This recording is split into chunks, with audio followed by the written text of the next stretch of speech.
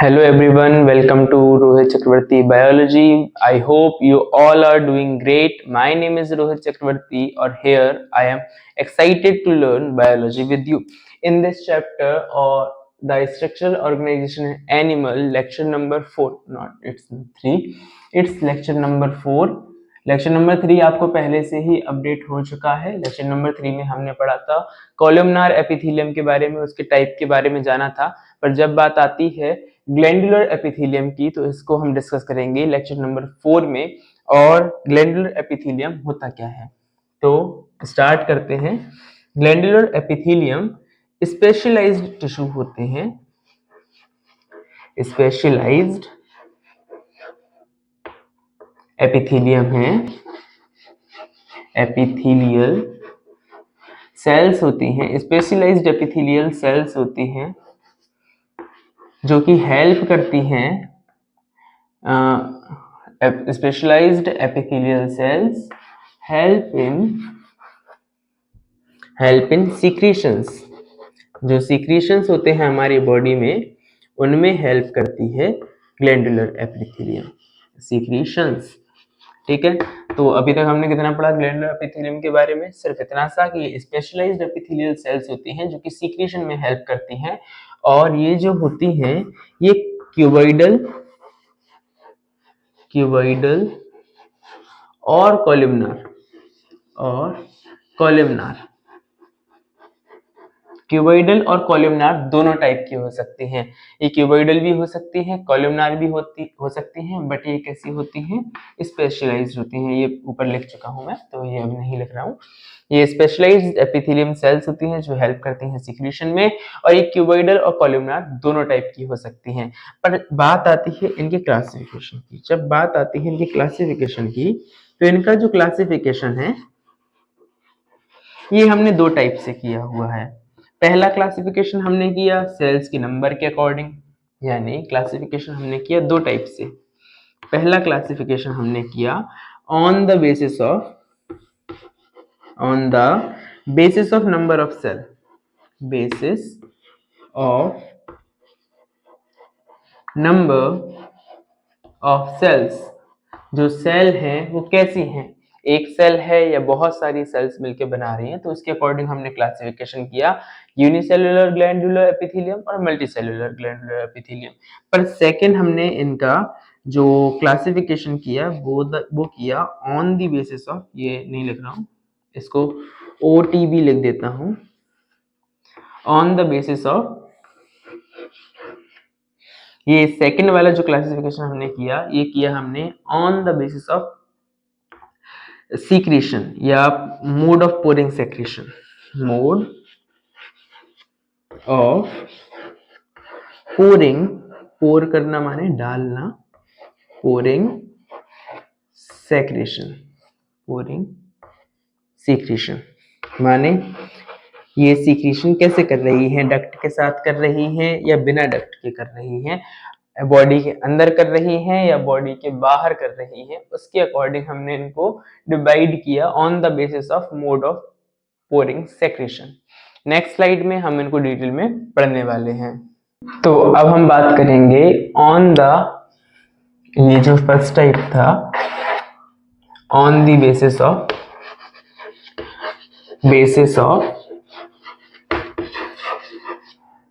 Number of cell. जो number है cells का, उसके अकॉर्डिंग जो हमने इसका क्लासिफिकेशन किया वो तो दो प्रकार से किया था।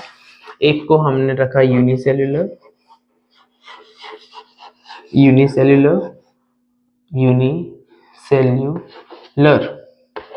और दूसरे को हमने रखा मल्टीसेल्युलर। दूसरा हमने क्या रखा? मल्टीसेल्युलर। जैसा कि इनका नाम है वैसा ही इनका काम है। माने यूनिसेलुलर में एक ग्लैंडुलर एपिथेलियम में जो सेल्स होंगी वो सिंगल मॉडिफाइड होती हैं, सिंगल सिक्रीशंस बनाती हैं, और मल्टीसेलुलर में हम देखते हैं कि बहुत सारी सेल्स मिलकर जो सिक्रीशन बनाती हैं वो मल्टीसेलुलर सेल्स हो जाती हैं एपिथेलियम की। तो यहाँ पे एक सिंगल सेल हम ड्रॉ करते हैं, ये एक सिंगल सेल है, इसके अंदर ये सीक्रेशन करेगी, इसके ऊपर सीलिया हो सकती हैं। तो ये एक सिंगल सेल है, ये इसके नीचे बेसमेंट मेम्ब्रेन बना दी। ये सिंगल सेल है जो यहाँ पे सीक्रेशन करेगी, ये सीक्रेशन कर रही है यहाँ पे।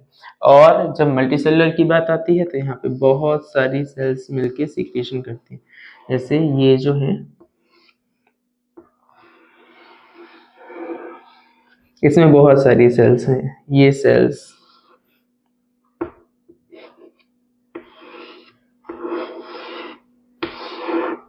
ये जो बहुत सारी सेल्स हैं ये मिलके सीक्रेशन करेंगी इसमें, ये सारी सेल्स हैं। ये जो सेल्स हैं ये अपना सीक्रेशन एक जगह इकट्ठा करती हैं और फिर यहाँ से बाहर निकाल देती हैं। तो ये मल्टीसेलुलर हो जाएगा, ये यूनिसेलुलर का डायग्राम हो जाएगा। इसमें only single cells, single cells जो होती हैं वो इन्वॉल्व होती हैं, इन्वॉल्व इन सीक्रेशन, सीक्रेशन करने के लिए जो इन्वॉल्व होती है वो सिंगल सेल होती हैं, इन्वॉल्व इन सीक्रेशन, सीक्रेशन। और जब बात आती है मल्टी सेलुलर में तो यहाँ पे हम लिखेंगे मेनी सेल्स,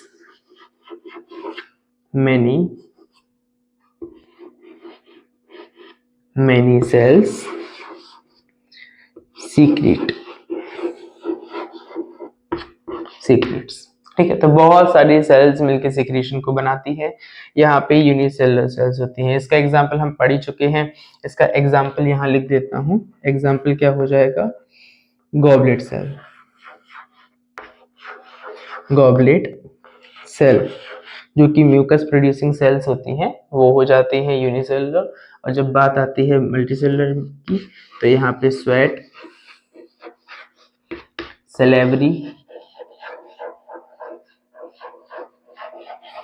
और स्वेट ग्लैंड हो गई, स्लेवरी ग्लैंड हो गई, मेमोरी ग्लैंड हो गई,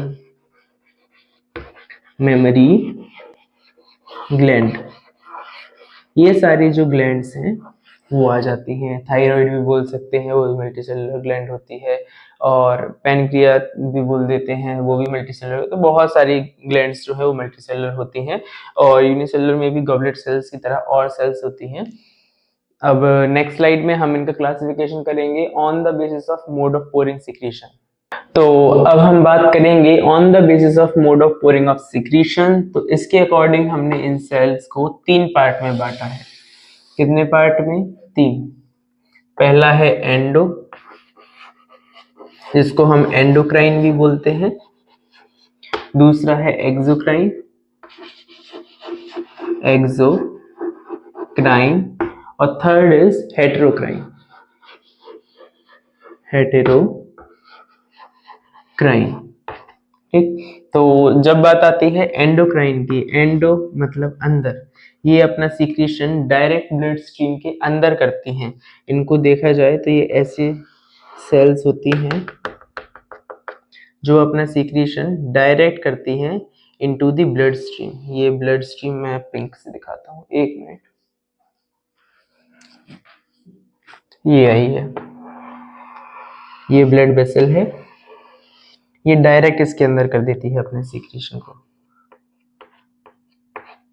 ये डायरेक्ट इसने ब्लड स्ट्रीम में मिला दिया। पर जब बात आती है एक्सोक्राइन की तो ये क्या करती हैं, ये एक ट्यूब का सहारा लेती हैं, ये इस ट्यूब से सीक्रेशन को बाहर निकालती हैं, ये इस ट्यूब के सहारे इस सीक्रेशन को बाहर निकालेंगी। और जो हेटेरोक्राइन होती है ये बाहर भी निकाल सकती हैं और साथ ही साथ ब्लड स्ट्रीम जो है उसके अंदर भी अपने सीक्रेशन को डाल सकती हैं।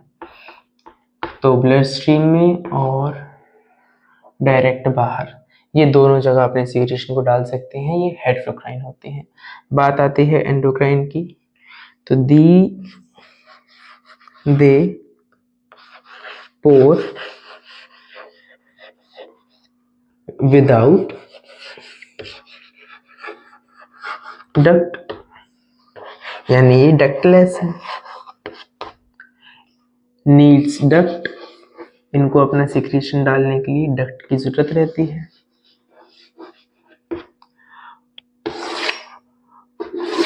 और ये जो है हेटेरोक्राइन, दे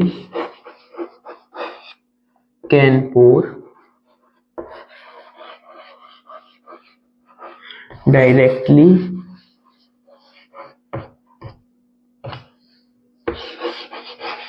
into blood stream, into blood stream जो होती है, blood vessels होती हैं, उनके अंदर भी कर सकता है, blood stream, और into या blood stream via vessel or duct and without the duct, without duct भी ये अपना सिक्रीशन कर सकती हैं, विदाउट डक्ट भी कर सकती हैं। इसका एग्जाम्पल हो जाएगा नेक्स्ट स्लाइड में बता देता हूं मैं आप सबको इन सब के एग्जाम्पल्स। जो ये एंडोक्राइन ग्लैंड्स हैं ये हार्मोन सीक्रेट करती हैं। हार्मोन को कौन सीक्रेट करता है? Endocrine gland. ये जो एक्सोक्राइन है ये एंजाइम्स को सीक्रेट करती हैं। एंजाइम्स किसके द्वारा सीक्रेट किए जाते हैं? एक्सोक्राइन के। और हेटेरोक्राइन जो होती है वो हार्मोन और प्लस एंजाइम दोनों सीक्रेट करती हैं। इनमें अलग अलग पार्ट होते हैं जिसके थ्रू ये करती हैं। जैसे इसका एग्जाम्पल जो है वो है पैनक्रियास। पैनक्रियास, जो पैनक्रियास है उसमें जो आइलेट्स ऑफ लैंगरहैंस है, आइलेट्स ऑफ लैंगरहैंस,